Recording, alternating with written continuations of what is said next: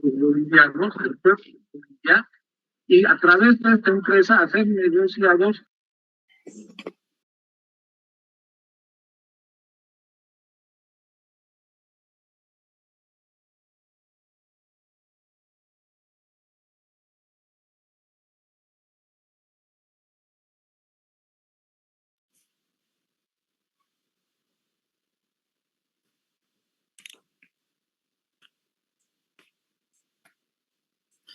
Bien, buenas tardes, estimados estudiantes. ¿Me escuchan? Sí, doctor, se escucha. Sí, doctor. Ya, muy bien. Muy bien. Vamos a empezar entonces la clase. Voy a silenciar sus micrófonos para que no haya interrupciones. Bueno.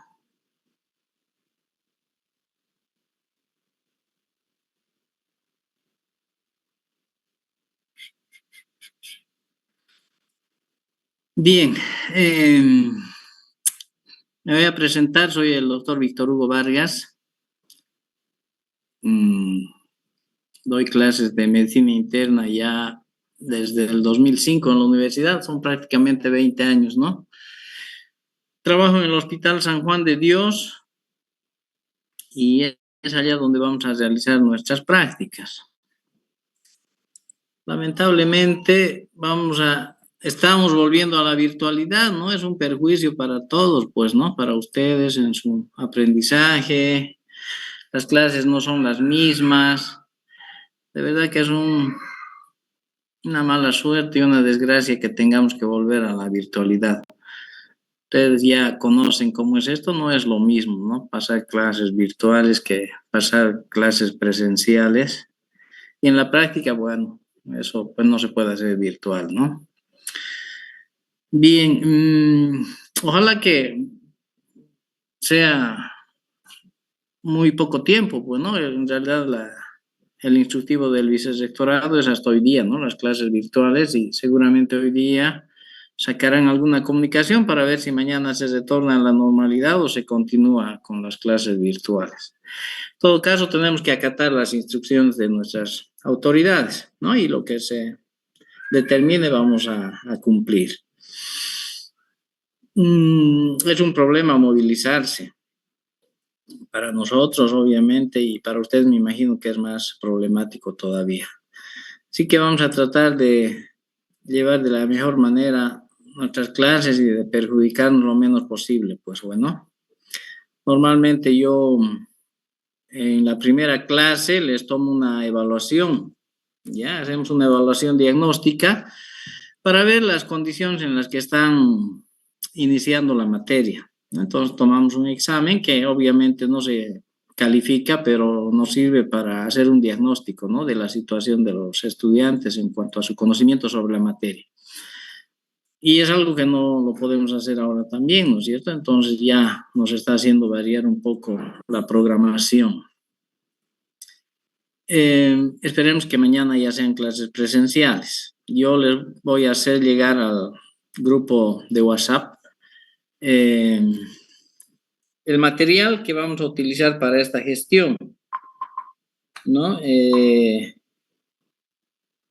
programa analítico de la materia, la cartilla descriptiva tanto de la parte teórica como de la parte práctica, donde voy a hacer llegar a cada uno de ustedes a través del grupo de WhatsApp. Con eso tienen ya con anticipación todo lo que vamos a hacer en el transcurso de la gestión, qué actividades vamos a desarrollar en la parte teórica como en la práctica, ¿no? Entonces eso es importante.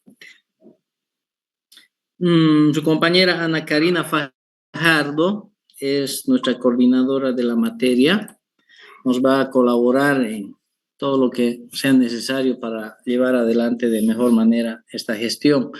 Así que cualquier cosa, cualquier duda, si es que no pueden hacerlo directamente conmigo, también pueden conversar con su compañera, con la cual vamos a estar coordinando múltiples actividades académicas. Bueno, ¿qué más? Esta es una clase introductoria de lo que es la materia de medicina interna. El objetivo es de promover un poco, de incentivar un poco en ustedes la lectura y el interés hacia la materia, ¿no? Es una clase de introducción y de promoción, digamos, para ustedes, para que puedan interiorizarse y tomar con más interés la materia, ¿ya? Entonces ya están en último año, es el 5º año de la carrera, el último año previo al internado. Al internado ya pasan a hacer directamente prácticas en el hospital. Entonces, es el último año en el que ustedes tienen oportunidad para reforzar sus conocimientos. Lamentablemente, la época de la pandemia ha sido un perjuicio, ¿no es cierto? El 2020-2021 ha sido mucho perjuicio en cuanto a las clases. Y hay deficiencias, hay muchas debilidades en los estudiantes que llegan a 5º año. Entonces, esta es su última etapa y la última oportunidad para que ustedes puedan nivelar un poco las deficiencias e ingresar a internado en mejores condiciones. Hay muchas quejas, no solamente de la universidad pública, sino de las privadas también, ¿no? Por la deficiencia en la formación.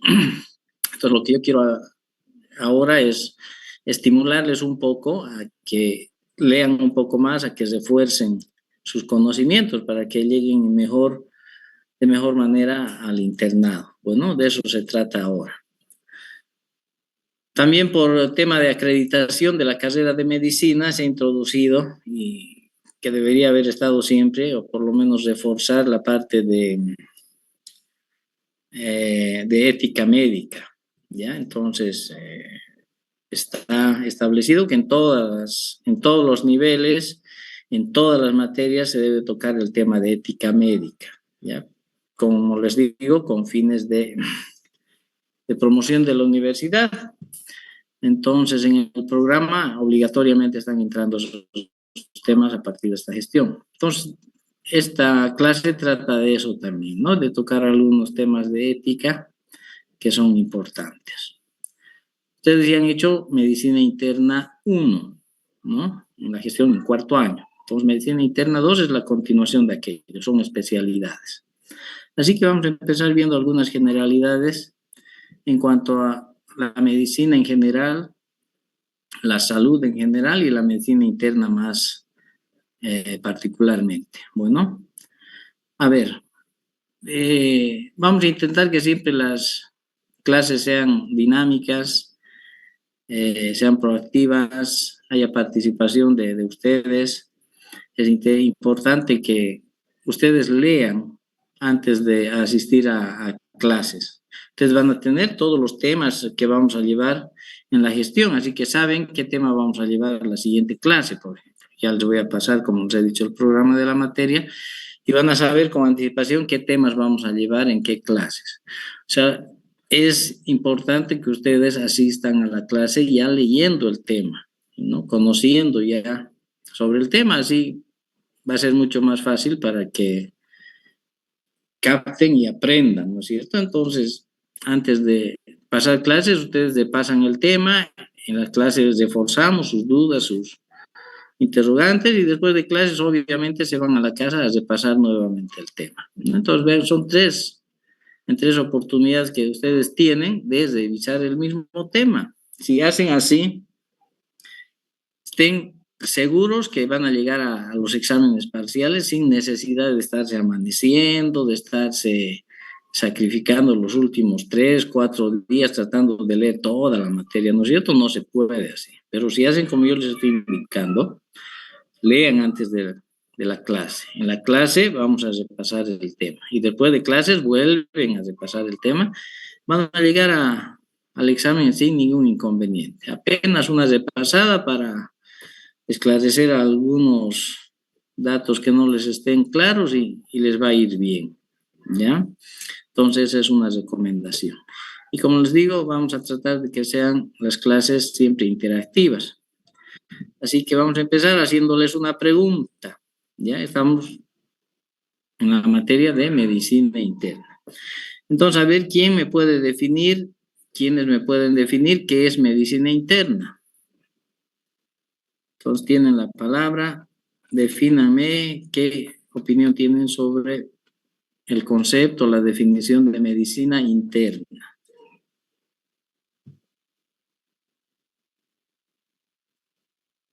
Pueden activar su micrófono, quien quiera hablar.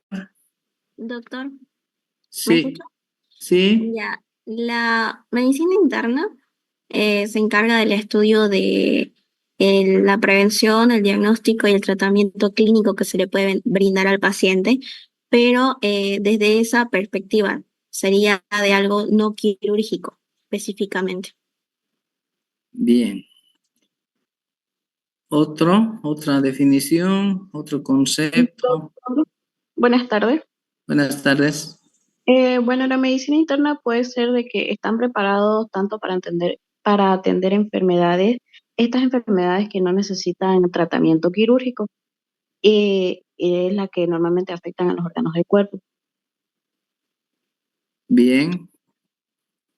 ¿Alguien más?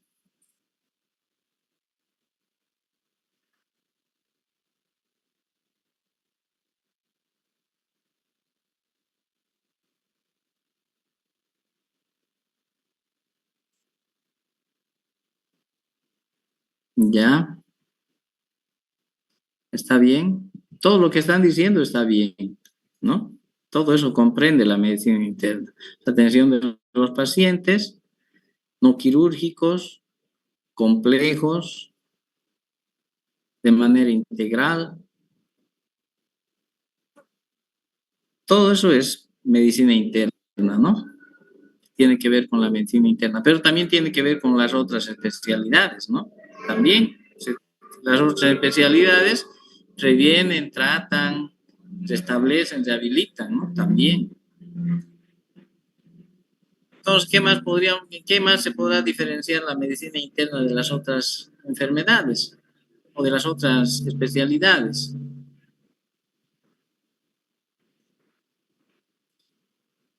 Entonces, bueno, como concepto, como definición, está bien todo lo que han dicho. Sí, así es, ¿no es cierto? Eso es la medicina interna.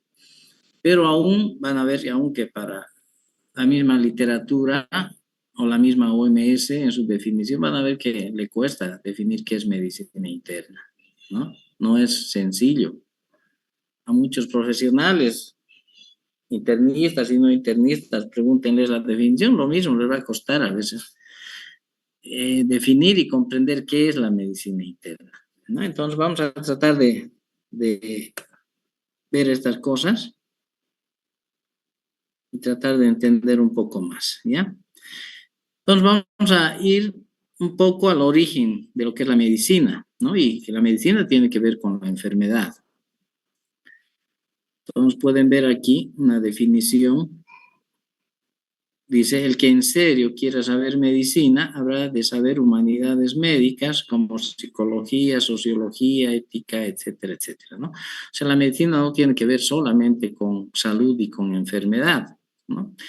Abarca muchas cosas más. La salud no es solamente la ausencia de enfermedad, ¿no es cierto? Tiene que ver con el bienestar de la persona, tanto físico, mental, social, espiritual, etcétera. Iván, entonces abarca muchas disciplinas, no es solamente algo mecánico, algo pequeño, ¿no? Sino que va mucho más allá. Y la medicina se ha ido construyendo a partir, como la conocemos ahora, ¿no? Se ha ido construyendo a partir de la historia, ¿no? Desde las épocas primitivas, desde las primeras etapas de la aparición del hombre sobre la tierra, han habido enfermedades. Y con ellas han habido personas que han intentado curar o que han intentado paliar las molestias de sus semejantes, ¿no es cierto?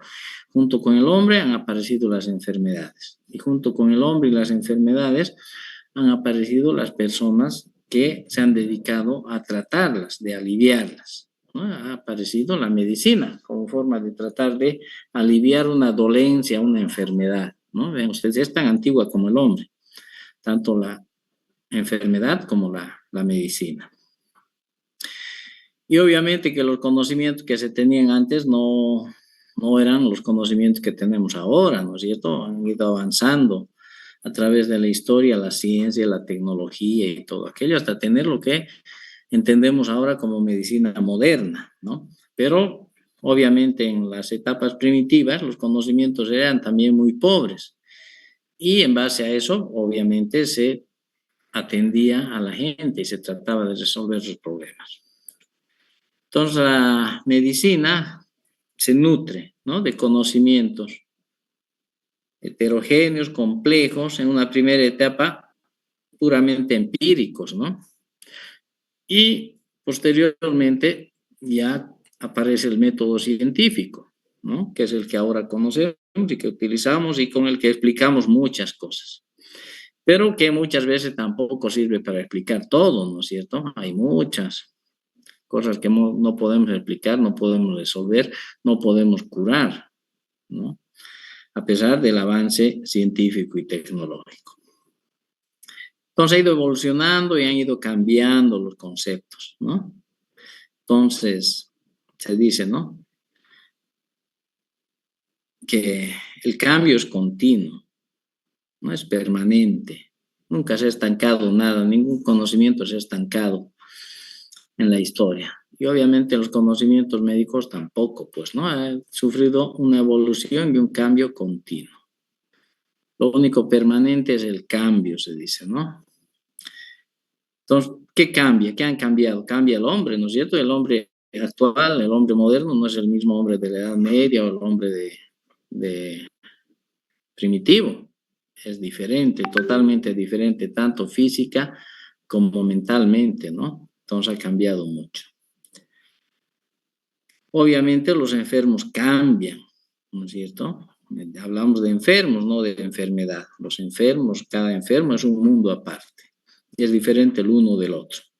Y es diferente el enfermo actual del enfermo de hace 15, 20 o 30 años atrás también. Los mismos cuadros clínicos no son los mismos de hace 20, 30 años atrás. Son diferentes, han ido cambiando también, ¿no? Fiebre tifoidea, por ejemplo, no es la misma de ahora que la de hace 20 o 30 años atrás, ¿no? No se ven cuadros como se veían hace 30 años atrás. Entonces todo cambia, los enfermos, las enfermedades y obviamente el conocimiento. Ahora tenemos mucho más conocimiento y podemos explicar muchas más cosas que antes. Hoy día más que ayer, ¿no es cierto? Ayer más que antes de ayer. Y seguramente mañana vamos a tener más conocimientos que hoy día. Así va cambiando. Entonces todo cambia, decimos, todo cambia, es un cambio permanente.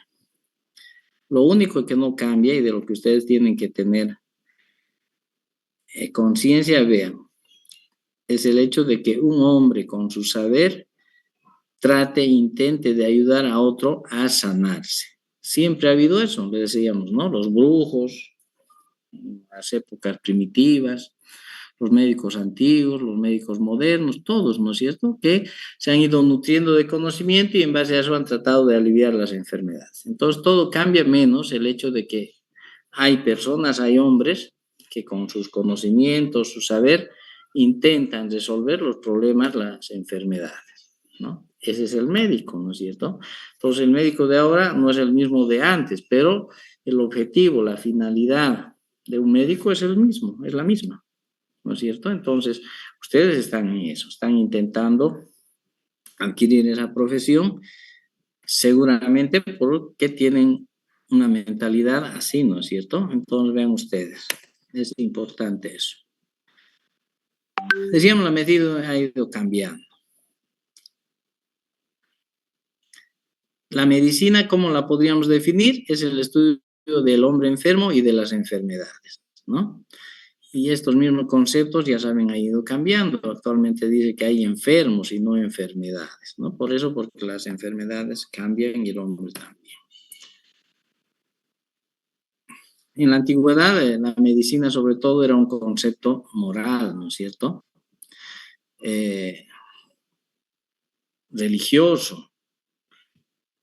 Alguien se enfermaba porque estaba recibiendo un castigo divino, porque había incumplido algún mandato y como castigo recibió una enfermedad, ¿no es cierto? Ese era el concepto que se tenía.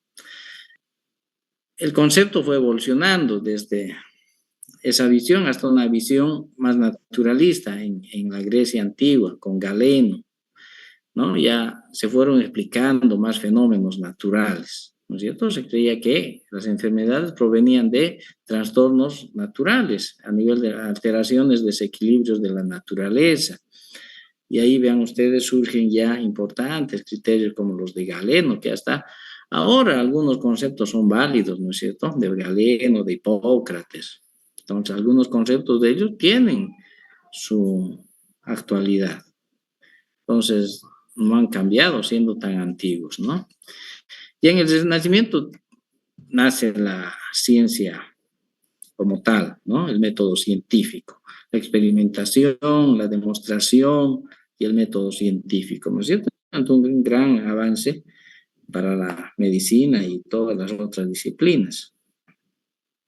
Hablamos de la medicina moderna ya a partir del siglo XVII. Entonces, vean ustedes nombres así famosos,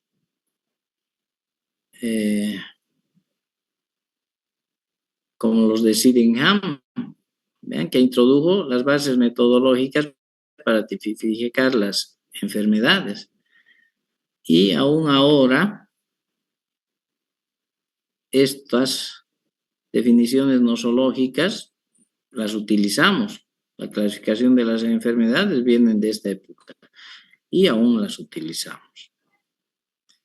Obviamente, los avances importantes, ¿no es cierto?, con Pasteur, con Koch en la microbiología, descubrimiento de algunos gérmenes, la etiología de algunas enfermedades, ¿no es cierto? Entonces ha sido avanzando con la aparición del microscopio, todo aquello, ¿no? Y Watson y Crick descubren el ADN.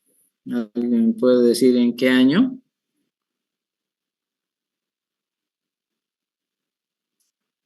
¿Nadie?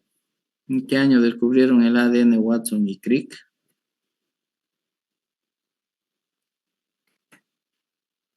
Bueno, para clase presencial que tengamos me van a decir, bueno, su primera tarea va a ser esa.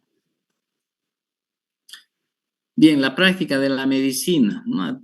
Nos introducimos en otra corriente de esto, que es la práctica, la praxis, el tratar a los pacientes, el diagnosticar las enfermedades, ¿no? Cómo enfocamos nuestra profesión. Entonces, siempre decimos que es una ciencia y es un arte, ¿no es cierto? La medicina decimos una ciencia y es un arte. ¿Por qué se basa en el método científico, en la demostración, en la experimentación? Eso es ciencia, ¿no es cierto? Pero es arte porque tiene que ver mucho con la mentalidad de los pacientes y de los médicos, ¿no? Un mismo síntoma es descrito de diferente manera por uno y por otro paciente. Un mismo síntoma puede ser interpretado de manera diferente por uno y por otro médico, ¿no? Dependiendo del enfoque, de la visión que tenga. Entonces interviene mucho el pensamiento crítico de cada uno, ¿no es cierto? No es algo rígido, mecánico. Tratar con personas no es así, ¿no es cierto? Tiene que ver mucho con una carga psicológica, emocional, de vivencias, cultural y todo aquello, ¿no? No es lo mismo la observación que tiene de un médico y otro de un determinado síntoma de una determinada persona. Entonces tiene que ver mucho con la formación personal de cada uno, ¿no? Y su interpretación y su visión de la vida, del mundo, etcétera. Por eso es un arte, ¿no? Por eso es un arte. Porque tiene que ver con el pensamiento de cada uno. Clínica auténtica, dice, es la que ejerce un hombre frente a otro. Es la comunicación cognitiva entre un hombre que sufre y busca ayuda y y otro que está preparado y está dispuesto a darla. ¿No es cierto? Es una interrelación entre dos personas, ¿no? Una interrelación que va a depender de cada parte para que ésta sea productiva o no, de confianza o no. Tiene que haber una confianza entre el paciente y el médico, ¿no es cierto? Necesitamos saber muy bien qué es lo que tiene el paciente para poder interpretar y para poder diagnosticar. Si el enfermo no confía en el médico por diferentes razones, va a ser difícil que le proporcione toda la información necesaria, ¿no? Y el médico, le va a costar al médico obtener esa información y llegar a un diagnóstico adecuado, ¿no es cierto? Entonces, vean, es una interacción, es una comunicación entre dos personas, ¿no? La una que está buscando ayuda porque está enfermo, porque está dolorido, porque está sufriendo, ¿no? Otra persona que ha estudiado para dar ayuda, para resolver esos problemas, ¿no? Entonces, hay diferentes tipos de personalidades, de inquietudes, etcétera, etcétera, en esa interrelación, ¿no? Eso tiene que ver con la ética médica, ¿no? Eso es ética médica, la forma de atender a los pacientes, de enfocar una entrevista. Entonces, es importante pensar en esto, ¿no? Cuando uno está atendiendo a un paciente. Uno siempre tiene que pensar que es una persona que está buscando ayuda, que está sufriendo de una o de otra manera, ¿no? Y nosotros tenemos que tratar de resolver aquello desde diferentes puntos de vista. Hay problemas que no los vamos a poder resolver, un cáncer terminal, por ejemplo. Pero tenemos que estar preparados para brindarle apoyo emocional, clínico, farmacológico, etcétera, a esa persona para hacer que tenga el menor sufrimiento posible, ¿no? Y que si son sus últimos días, los pase con una mejor calidad de vida que se pueda, ¿no? Entonces, no vamos a curar, porque a veces la medicina no cura, no vamos a curar, pero podemos aliviar o dar una mejor calidad de vida a un paciente terminal, ¿no? Entonces, vean, ¿qué es medicina interna? Esta definición es del primer Congreso Internacional de Medicina de 1882. Dice, es la aplicación de los conocimientos con visión global del enfermo, penetrando e internándose en él. Decía su compañero, ¿no es cierto?, de forma integral, ¿no? Entonces, ven, eso es lo importante, aplicación de los conocimientos con visión global del enfermo. Ver todos sus, no es ver por separado, ¿no es cierto?, corazón, pulmones, hígado, sino con una visión global, un conjunto, es un organismo compuesto por diferentes sistemas, diferentes órganos. Entonces, ver de manera global. Y no solamente eso, sino la parte mental también, la parte psicológica, la parte intelectual también del paciente. Eso también conforma ese otro organismo, ¿no es cierto? No es solamente materia, no es solamente músculos, no es solamente órganos funcionando, sino que también piensa, también siente. Y eso puede influir en el organismo o se puede manifestar a través de estas expresiones, se puede manifestar la enfermedad también, pero hay enfermos mentales también, pues, ¿no es cierto? Y no solo eso, va más allá, dice, penetrando e internándose en él. O sea, tratar de ponerse en el lugar del enfermo y tratar de sentir lo que está sintiendo el enfermo, ¿no es cierto? Tratar de explicarse el mal del enfermo, el sufrimiento del enfermo. Dice, penetrando e internándose en él, ¿no? Bien, bien profunda es esa definición, ¿no?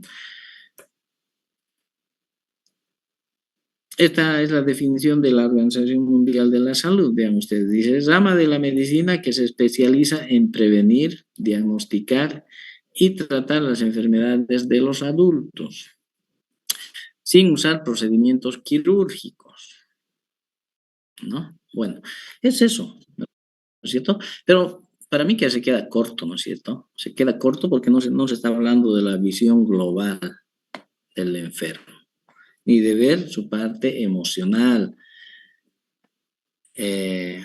psicológica, etcétera, ¿no? Entonces, como que le falta ahí, ¿no? Esa parte global.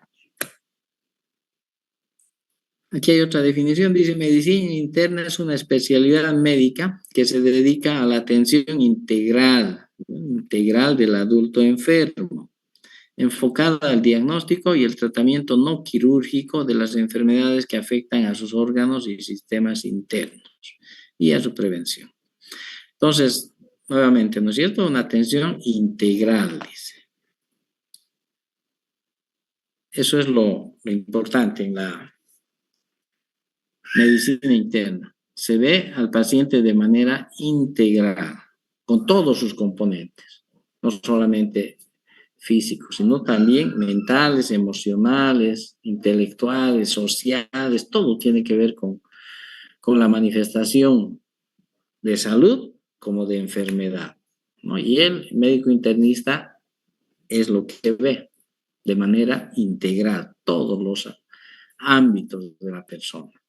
Bueno, eso es lo que diferencia a las otras especialidades. La cirugía también lo hace, ve todos los órganos, todos los sistemas, ¿no es cierto? Pero es más mecánico, ¿no es cierto? Es quirúrgico, es operar. En cambio, el internista se va más allá, ¿no? Entonces, lo ve de manera integral, en todos los componentes. Bien, eso es un pantallazo en cuanto a los conceptos, definiciones de lo que es la salud, la enfermedad. La historia de la medicina es importante. Muchos descubrimientos se han logrado por curiosidad, por suerte, ¿no? Y que hasta ahora son importantes. Pero es interesante la historia de la medicina, la historia de los médicos, cómo han ido evolucionando, cómo han ido trabajando, cómo han ido descubriendo. No hay que leer solamente esta materia o todas las materias que están viendo. Hay que leer más allá, como dice la medicina, ¿no es cierto? Tiene que ver con todas las ramas del conocimiento, con la sociología, con la psicología, hasta con la historia y la economía. Todo tiene que ver. Entonces, es importante que el médico no se quede leyendo solamente medicina, tiene que leer más allá. Para ser un buen médico, y si alguien va a ser internista y ver las cosas de manera integral, y aunque no sea internista, pero siempre es bueno que el médico tenga un amplio conocimiento, ¿no? De todas las materias. Tal vez física no es cierto, matemáticas no, porque, bueno, es otra cosa, pero una visión general sí hay que tenerla, ¿no es cierto? Porque ya van a ver que en muchas cosas utilizamos física y matemáticas también, ¿no? Pero más allá de eso, como les digo, temas sociales, materias sociales, sí, el médico tiene que saber historia. Y de esa manera se va a explicar muchas cosas, ¿no? Solamente sabiendo historia se va a explicar varias cosas en la medicina. Entonces les incentivo a que lean no solamente medicina. Y si les llega a gustar la lectura, pues qué mejor, ¿no? De todo un poco. Bien, vamos a ver un tema importante que es la historia clínica, ¿ya? Ustedes saben lo que es la historia clínica, es un documento médico y legal, ¿no es cierto? En semiología es hacer historia clínica, saber, estudiar, conocer qué es una historia clínica, cómo elaborar una historia clínica, ¿no es cierto? Para ello es necesario conocer varios aspectos, ¿no? Ya saben, una historia clínica, las partes que tiene, ¿no es cierto? La afiliación, la anamnesis. Dentro de la anamnesis está la afiliación, ¿no es cierto? Dentro de la anamnesis, filiación, motivo de consulta, historia de la enfermedad actual, antecedentes, todos los tipos de los antecedentes, y la segunda parte que es el examen físico, ¿no? Examen físico general, examen físico regional. Eso es historia clínica, ¿no es cierto? Eso es lo que los médicos hacemos todos los días con todos los pacientes durante toda nuestra profesión. De eso nos vamos a ocupar, de hacer historias clínicas. Paciente que viene, paciente que le vamos a hacer lo mismo, ¿no es cierto? Vamos a preguntar cuántos años tiene, de dónde viene, en qué trabaja, etcétera, etcétera. Vamos a preguntar por qué está viniendo, qué le molesta, cuándo empezó su enfermedad, cómo empezó su enfermedad, cómo evolucionó, etcétera. Todos los días a todos los pacientes les vamos a preguntar aquello. Y una vez terminado, lo vamos a recostar en la camilla y le vamos a examinar, ¿no es cierto? Un examen físico completo, empezando el examen general y luego el regional, desde la cabeza hasta los pies. Eso vamos a hacer todos los días con todos nuestros pacientes, de la misma manera, ¿no? Eso es hacer la historia clínica, elaborar una historia clínica, y eso lo vamos a traducir en el papel, vamos a escribir todo aquello. Y vamos a tener un documento ahí con todos los datos de un paciente, ¿no? Esa historia clínica es fundamental. Contiene momentos tristes de la vida, ¿no? Momentos dolorosos de la vida, una enfermedad, una cirugía, muchos de los cuales no van a salvarse y se van a morir. Entonces, vean ustedes, en la historia clínica también va a estar registrada la muerte de una persona. O sea, están los hechos más fundamentales. El nacimiento de una persona también está reflejado en una historia clínica, ¿no? Pero por el contrario, ese momento sí es uno de los momentos más felices en la vida de una persona, ¿no es cierto? El nacimiento de un hijo, tanto para la madre como para el padre. También está reflejado en una historia clínica, ¿no? Entonces vean ustedes, los momentos más importantes en la vida de una persona están registrados en la historia clínica. Puedo ver, revisar la historia clínica de una persona de hace 100 años atrás, por ejemplo, puede estar guardada por ahí. Podemos revisar cómo vivió una persona hace 100 años atrás, de qué se enfermó, cuántas veces se internó, todo eso, ¿no? Puedo hacerlo. Y eso tiene que estar registrado en una historia clínica. Bien, eso conocen, eso es lo que han aprendido en semiología. Y en todas sus materias, no solo en medicina interna, en ginecología, en cirugía, en pediatría, en otorrinolaringología, en cualquier materia tienen que hacer lo mismo, ¿no es cierto? Filiación, examen físico, historia de la enfermedad, lo mismo, en todas las materias. Pero además de ser un documento clínico, es un documento legal, ¿no? Ustedes saben, se murió un paciente, hay algún problema, hay una denuncia por negligencia médica. ¿Qué es lo primero que hace un fiscal?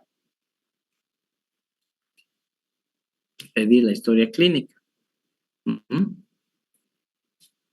Secuestrar o no sé qué término usar, pero lo que hace el fiscal es, lo primero, pedir la historia clínica del paciente. Y ahí tiene que estar todo. Si no está, puede ser la diferencia entre la libertad o la condena de un médico, ¿no? Si no se ha registrado todo lo que se ha hecho con el paciente o si no se lo ha hecho bien. Entonces, significa, vean ustedes, un documento como la historia clínica nos puede condenar o nos puede absolver de un proceso, de un juicio o de la cárcel, ¿no? Esa importancia tiene la historia clínica. Entonces, es un documento médico legal. Esta historia clínica tiene que ser confidencial, analítica, científica, educativa, administrativa, etcétera, etcétera. Todo tiene que estar registrado ahí. ¿Qué pasó con el paciente? ¿Qué se le diagnosticó? ¿Cómo se lo trató? ¿Qué medicamentos se le dio? Tiene que estar la dosis, los horarios, todo de lo que le estamos dando. La historia clínica es solo del paciente. No podemos divulgar las enfermedades del paciente a no ser que ellos nos autorice, por eso es confidencial, no podemos divulgar. Es analítica porque podemos revisar, ¿no?, todo lo que pasó con el paciente, saber qué es lo que pasó. Científica porque se basa en método científico, en el conocimiento actual, tiene que ser el conocimiento actual, ¿no? Educativa porque con ustedes vamos a ir al hospital, vamos a revisar casos clínicos, vamos a revisar historias clínicas, entonces sirve para aprender, para educar, es educativa, sirve para transmitir conocimiento en base a eso, a la historia clínica. Es administrativa, miren ustedes, no solamente nos sirve a los médicos o a los estudiantes de medicina, también sirve para la parte administrativa, para los directores de hospitales, los directores de los sistemas de salud, porque podemos a través de la historia clínica determinar cuánto le cuesta un enfermo al Estado, cuántas radiografías se le han pedido y qué costo representa eso para un seguro de salud. O si se le han pedido radiografías en exceso, ¿no es cierto? Puede ser que se le pide en exceso, o exámenes de laboratorio, y hay estándares, pues, ¿no? Paciente durante su internación, normalmente se le piden tantos exámenes de laboratorio, y revisar si está dentro del estándar. Puede salirse del estándar y significa que le está costando mucho más a un seguro de salud o al Estado. Entonces, ¿por qué? Porque el médico se está excediendo en pedir exámenes de laboratorio. ¿Por qué? Porque no está seguro, porque no sabe, no sé, muchas cosas pueden ser, ¿no? Entonces, todo eso se puede determinar revisando una historia clínica. Por eso es administrativa. Es obligatoria, es irreemplazable. Todo paciente que se interna en un hospital tiene que tener su historia clínica. ¿Por qué? Vamos a saber a través de ella qué ha sucedido durante su internación, ¿no es cierto? Si se lo ha atendido bien, se lo ha atendido mal, etcétera, etcétera. Ningún otro documento puede reemplazar a la historia clínica, menos la memoria. No puedo atribuir que no he escrito, pero le di tal cosa. No, si no está escrito en la historia clínica es como si no se hubiera hecho. Uno mismo no se va a acordar, pues, ¿no? ¿Qué le dio, cuánto le dio, cuándo le dio? Tiene que estar registrado. Tienes un documento completo, tiene que estar registrado. Ustedes cuando estén en internado van a elaborar las historias clínicas, van a hacer evoluciones y todo eso. Entonces es bueno que desde ahora vayan aprendiendo que es importante registrar todo lo que se hace. Uno de los problemas con los médicos es que no nos gusta escribir, ¿no? Y nos registramos muchas cosas, pero eso nos puede traer problemas en algún momento. Entonces es importante desde un principio acostumbrarse, que se haga una rutina. Primero la elaboración, que a todos los pacientes hay que tratarlos igual, venga por un cuadro severo o por un cuadro leve, igualito hay que hacer todo completo y en orden. Así no se me va a pasar nada. No hay riesgo de que me equivoque, de que no diagnostique. Entonces, a todos los pacientes tratarlos igual, examinarlos igual, completo y ordenado. Y también escribir, todo, hay que escribir. Entonces, si eso se hace una costumbre, tempranamente, mejor, porque va a persistir durante toda la vida, ¿no? Pero si uno se acostumbra desde un principio a no escribir, a hacer las cosas de manera desordenada, incompleta, toda su vida va a ser así. Y va a tener problemas legales con seguridad. Entonces hay que cuidarse de aquello. Es mejor empezar ahora ya a implementar estas cosas, ¿no? Bien, hay varios requisitos que tiene la historia clínica, pues no tiene que tener, la letra tiene que ser legible, ya saben cómo es la letra de los médicos, tiene que ser legible, tiene que estar sellado, tiene que estar firmado, tiene que tener fecha, tiene que tener hora, todo lo que hacemos en la historia clínica tiene que estar documentado, con fecha, con hora, con firma, con sello, tiene que estar ordenada la historia clínica, tiene que estar ordenada. Tiene que estar protegida con una adecuada carpeta, un lugar adecuado para que no se deteriore, etcétera, etcétera. Esos son los requisitos, ¿no?, de la historia clínica. Hay que tener en cuenta todas esas cosas. Y ahora tenemos que tocar lo que es ética médica, ¿no? Entonces, vean, ética médica tiene que ver con la moral, ¿no? Tiene que ver con la moral, las cosas que están bien o mal hechas, que la sociedad nos implementa en determinado momento, ¿no? Eso también va cambiando, ¿no? Va cambiando eh, con el paso del tiempo. Pero bueno, el médico tiene que ser ético, ¿no? Tiene que ser ético en su accionar,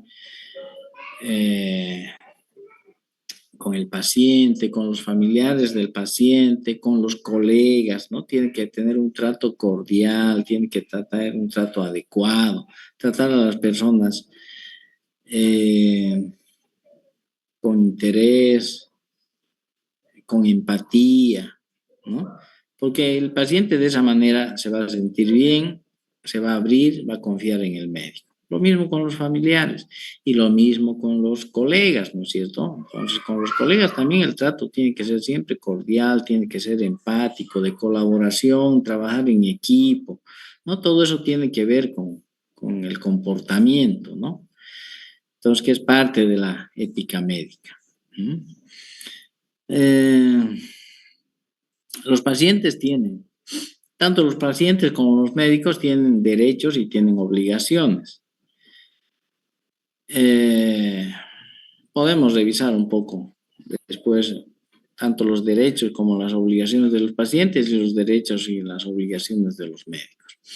Pero el paciente tiene derecho a recibir un trato digno, ¿no es cierto? Un trato adecuado, de calidad, con el mejor profesional. Tiene derecho a elegir al profesional que él quiera, que lo atienda. Tiene derecho a no ser discriminado, ¿no es cierto?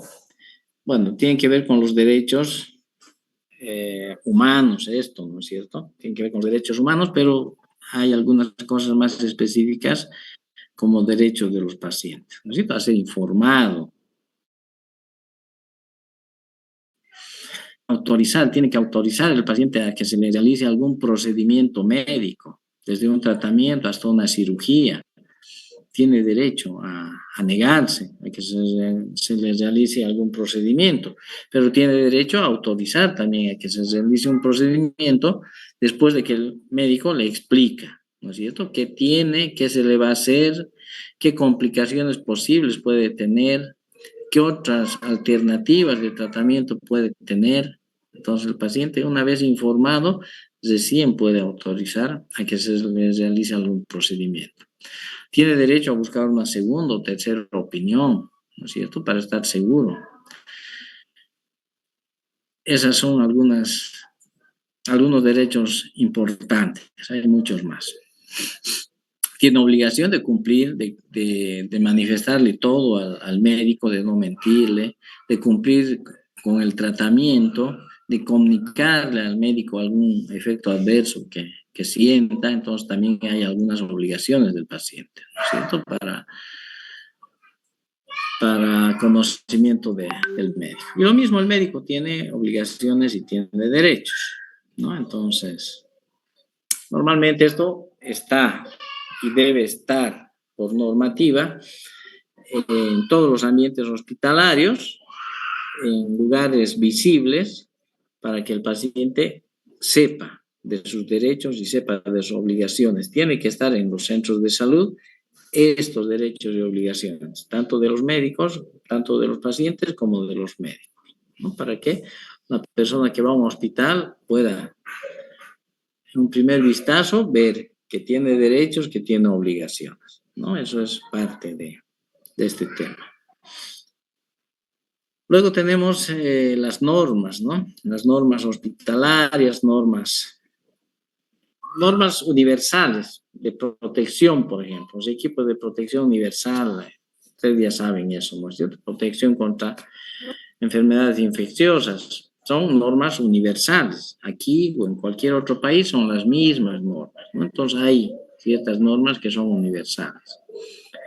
Equipo de protección adecuado, uso de gorro, de barbijo, de bata, ¿no es cierto?, cuando se va a atender pacientes, cuando va a hacer procedimientos. Los cirujanos tienen que ver antisepsia, la asepsia en quirófano, ¿no es cierto? El lavado de manos, todos son normas universales. Aquí o en cualquier hospital de cualquier país del mundo son las mismas y se tienen que cumplir. Si no, uno está entrando en negligencia, ¿no? Entonces hay normas de todo tipo. Existen las normas hospitalarias, unas que son estas universales y hay otras normas que cada hospital tiene, ¿no? Normas propias. No es lo mismo un hospital de aquí o un hospital de otra ciudad o de otro país. Cada hospital puede tener su normativa propia, al margen de estas universales que estamos mencionando, ¿no? Algunos hospitales, por ejemplo, pueden tener horarios de visita de pacientes, otros pueden no tener horario de visita de pacientes, etcétera, etcétera. Así, cosas adecuadas a cada hospital, ¿no? Que hay que cumplirlas. Cuando nosotros vayamos a hacer prácticas al hospital, tenemos que cumplir las normas. Por ejemplo, los estudiantes que van a hacer prácticas tienen permiso para entrar al hospital a partir de las 10 de la mañana. Antes no pueden. Esa es una norma en nuestro hospital. Porque antes de las 10 se está pasando visita, ¿no es cierto? Se está pasando visita y una vez que se termina la visita, ya bueno, los estudiantes pueden ingresar.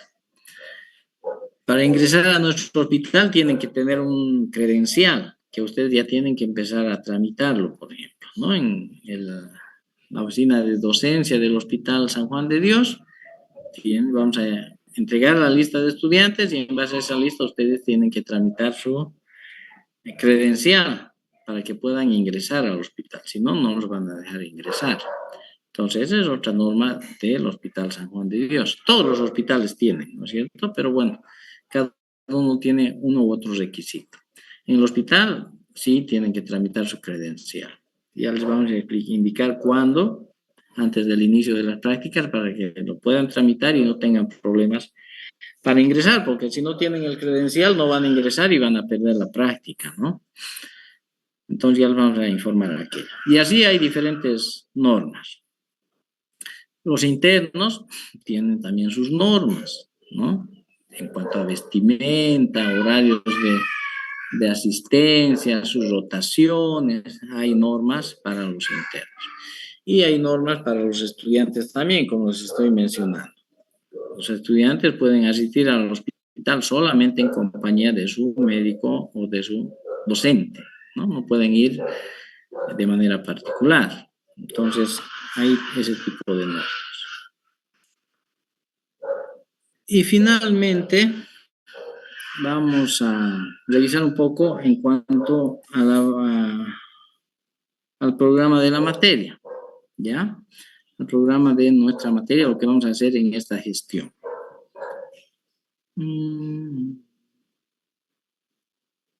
Bien, la Cátedra de Medicina Interna 2 está dividida en 4 unidades: gastroenterología, endocrinología, reumatología y hematología. En ese orden las vamos a llevar. Primero gastro, después endocrino, luego reumato y finalmente hemato. En ese orden está en el programa que les voy a pasar. Los objetivos, obviamente, objetivos generales, ¿no? Es que conozcan cada una de estas especialidades, revisar los temas más importantes de cada una de las especialidades, los temas que prevalecen en nuestro medio en cuanto a su diagnóstico, su tratamiento, su prevención, para lo cual necesitan saber materias básicas, ¿no? Desde anatomía, fisiología, semiología, obviamente es la más importante porque ya les he dicho, todos los días lo que hace un médico es semiología, atender pacientes, ¿no? Entonces, es lo fundamental. Y en mi materia, yo sé que hay mucha debilidad en semiología. Gran parte nos vamos a dedicar a hacer semiología. No vamos a revisar la semiología como tal, porque ustedes ya tienen que saber. Y si no la saben, tienen que revisarla. Nos vamos a dedicar a atender pacientes de manera adecuada. Eso es lo que no, y para eso necesitan leer mucha semiología. ¿ya? El examen físico tiene que ver con maniobras, todo aquello, ¿no? Entonces eso tienen que dominar. Tienen que leer, a partir de ahora tienen que leer semiología, desde la primera hoja, y leer todo el libro de semiología. Eso yo les voy a exigir. Y vean para las 4, obviamente para toda el ejercicio de la medicina, lo fundamental es semiología. Pero también, obviamente, ya han hecho farmacología, fisiopatología, ¿no? Que tienen la obligación de saber. No vamos a revisar esas cosas en la materia, obviamente, pero yo puedo preguntarles, ¿no es cierto? Si estamos viendo úlcera péptica, por ejemplo, les puedo preguntar sobre la secreción gástrica, ¿no es cierto? Cómo se secreta el ácido clorhídrico. Les puedo preguntar y les voy a preguntar, porque tienen que saber, para explicarnos por qué se produce una úlcera péptica, tenemos que saber la fisiología de la secreción gástrica. Y les voy a preguntar, ¿no? Entonces, si no saben, obviamente, su nota se va a ver afectada, ¿no? Entonces, en teoría les puedo preguntar y en práctica, obviamente, con más razón les voy a preguntar todas esas cosas, ¿no? Si estamos viendo anemia, por ejemplo, les puedo preguntar la hematopoiesis y tienen que saber hematopoiesis, porque ya han visto en fisiología y han visto en fisiopatología. Entonces, tienen que saber hematopoiesis, ¿no? Ejemplos les estoy poniendo. Entonces, son los objetivos, ¿no es cierto? Tener un conocimiento global, general, de las enfermedades de estas 4 especialidades. El objetivo general para mí es que sepan atender de manera adecuada a un paciente, realizar una anamnesis, un examen físico adecuado, completo, para llegar al diagnóstico de cualquiera de estas enfermedades. Ese es el objetivo general. Que no sepa elaborar una historia clínica, no va a aprobar la materia. Quien no sepa semiología, no va a aprobar la materia. En cambio, quien sepa semiología, obviamente tiene mucha ventaja y le va a ser fácil llegar al diagnóstico de las enfermedades.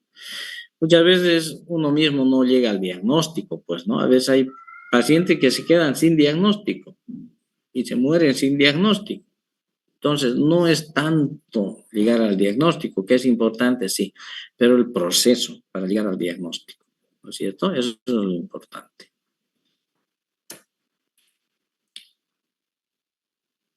Bien, la metodología, como les he dicho, son clases interactivas. Trato en lo posible de que participen. En la práctica, todos participan de manera obligatoria porque todos tienen que ir leyendo. En la parte teórica, igual, yo hago preguntas de lo que vamos a avanzar y de lo que hemos avanzado. De lo que vamos a avanzar porque les voy a dar el programa con anticipación y les estoy diciendo, es bueno que vayan leyendo el tema. Entonces yo les pregunto para ver si han leído o no, ¿no? Y de lo que hemos avanzado anteriormente, obviamente con más razón.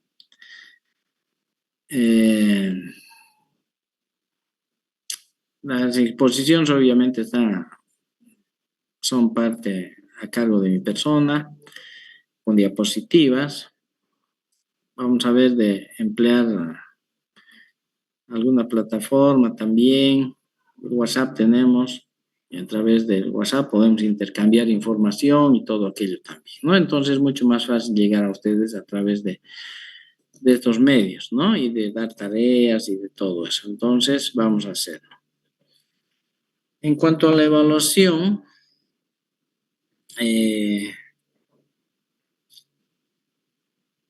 vean ustedes, hago una evaluación diagnóstica. Les he dicho que lamentablemente por la virtualidad no lo podemos hacer.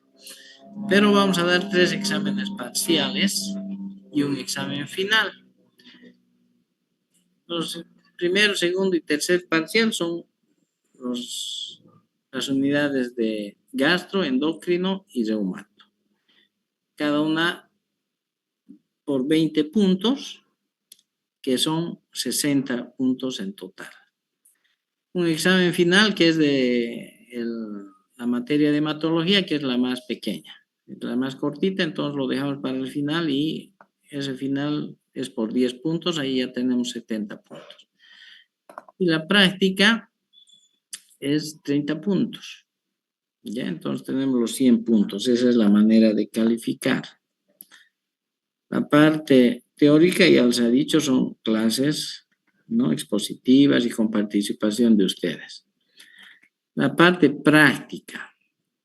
La parte práctica es evaluación continua, ¿ya? Todas las clases se toma examen, todas las clases. Entonces, tenemos esta cartilla de evaluación práctica. Aquí están los datos de ustedes, la foto y los datos personales. Y aquí a la derecha tienen la forma de calificar. Por ejemplo, unidad 1,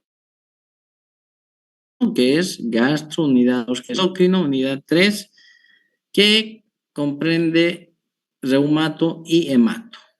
Están juntas porque son más pequeñas. Aquí tienen cada uno de los temas a revisar en la práctica, ¿ya? Cada uno de los temas que vamos a revisar en la práctica, que son complementarios a la teoría. Y aquí la calificación, ¿vean? Aquí varía un poco la calificación, ¿ya? La revisión del tema. ¿Quién revisa el tema? Por orden de lista. El primero de la lista revisa el primer tema o expone y me presenta, revisa, ¿no es cierto? Me hace un resumen del tema, es actualización de estos temas. Entonces, el primero de la lista va a revisar el primer tema y me va a hacer presentar un trabajo sobre su revisión, que tiene que comprender 2 o 3 bibliografías actualizadas, ¿ya? Eso le califico por 20. Por 15 le califico, ¿ya? Sobre 15. Si es un tema completo, amplio, con revisión bibliográfica adecuada, su exposición del tema, porque va a tener 10 a 15 minutos en la práctica para exponer el tema, su exposición, dominio, etcétera, sobre 15.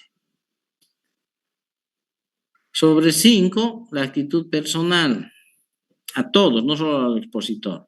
Puntualidad, asistencia, presencia, cómo se lleva con los pacientes, con los compañeros, con el docente, ¿no? Toda la parte de comportamiento del estudiante sobre 5.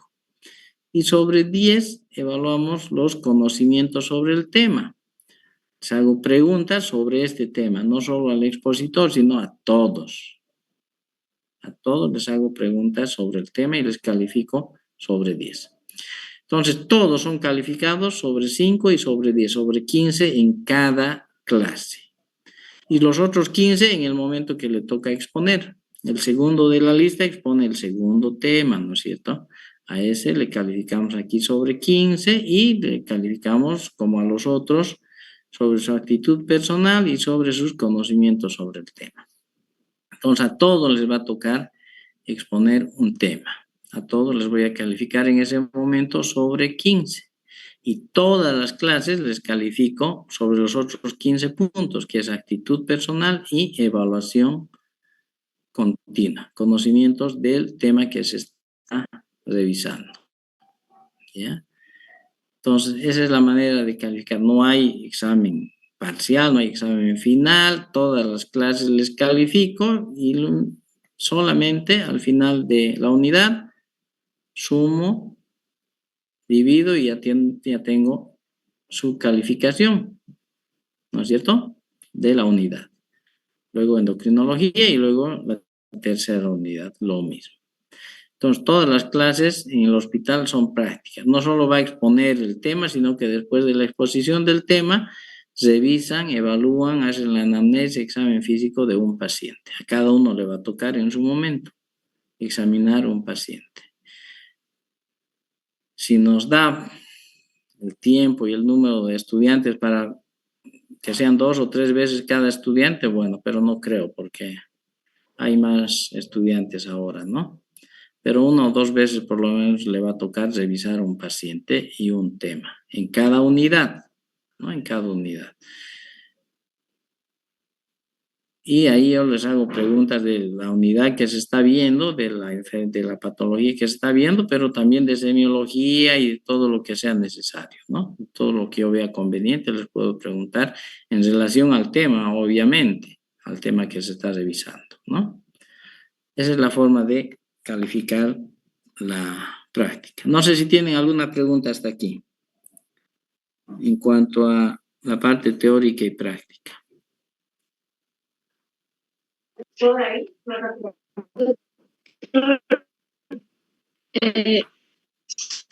los días de práctica, ¿vamos a ir divididos o en qué horario?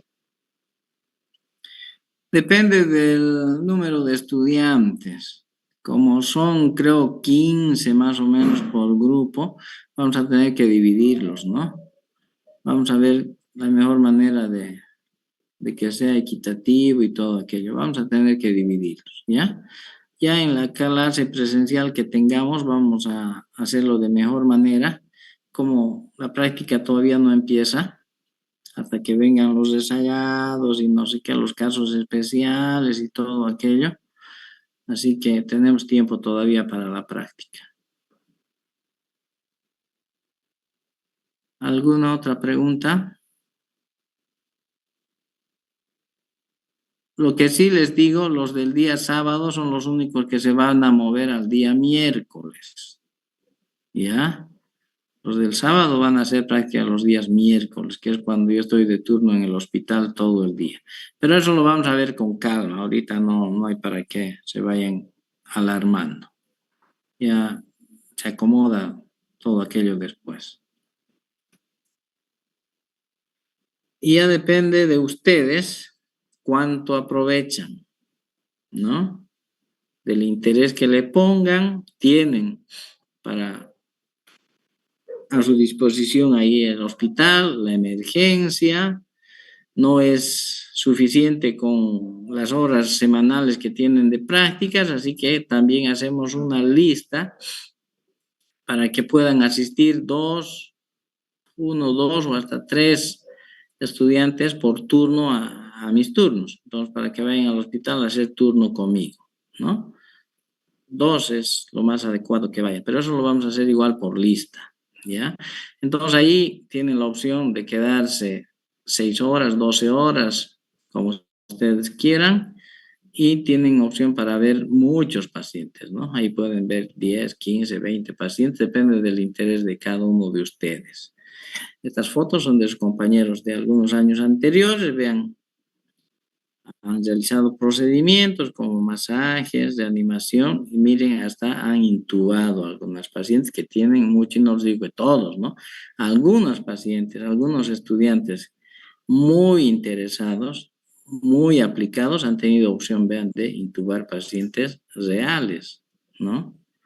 No es, eso no le va a ofrecer nadie a ustedes. Tienen que ser muy interesados, muy aplicados y vean, han tenido opciones. Son pacientes, estudiantes, compañeros de ustedes de gestiones anteriores, realizando procedimientos. Entonces depende mucho de ustedes, ¿no? De cuánto interés le pongan a la materia. Esa es la forma de calificar. La bibliografía, el libro de consulta, nuestro libro es el de Medicina Interna de Harrison. Bueno, la versión 21 es la última. Entonces, Medicina Interna de Harrison, la edición 21.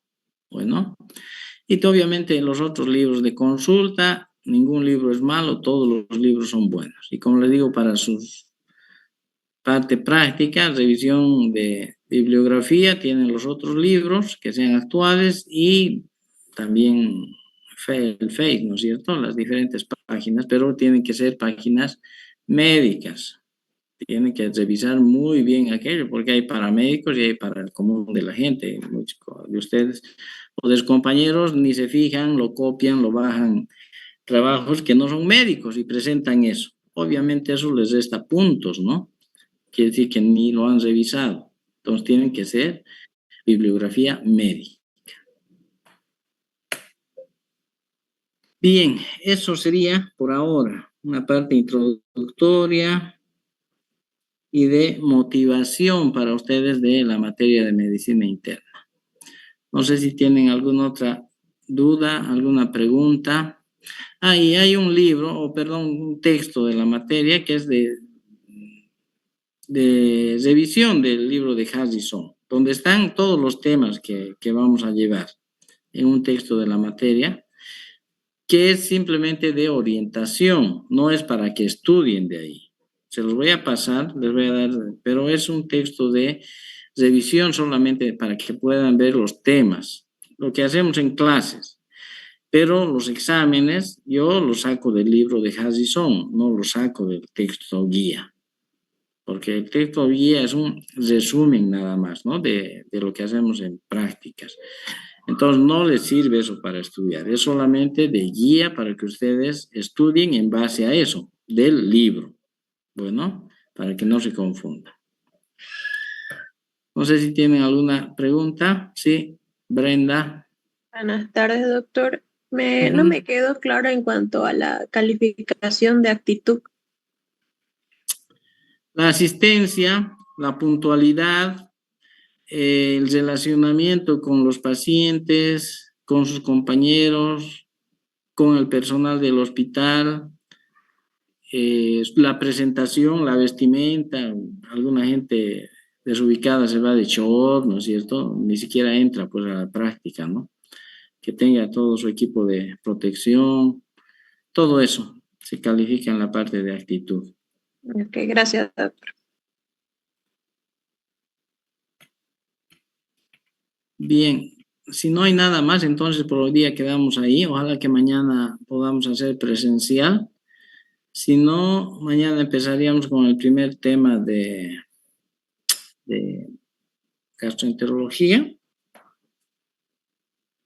Sí, el primer tema de gastro mañana. Les voy a pasar ahora el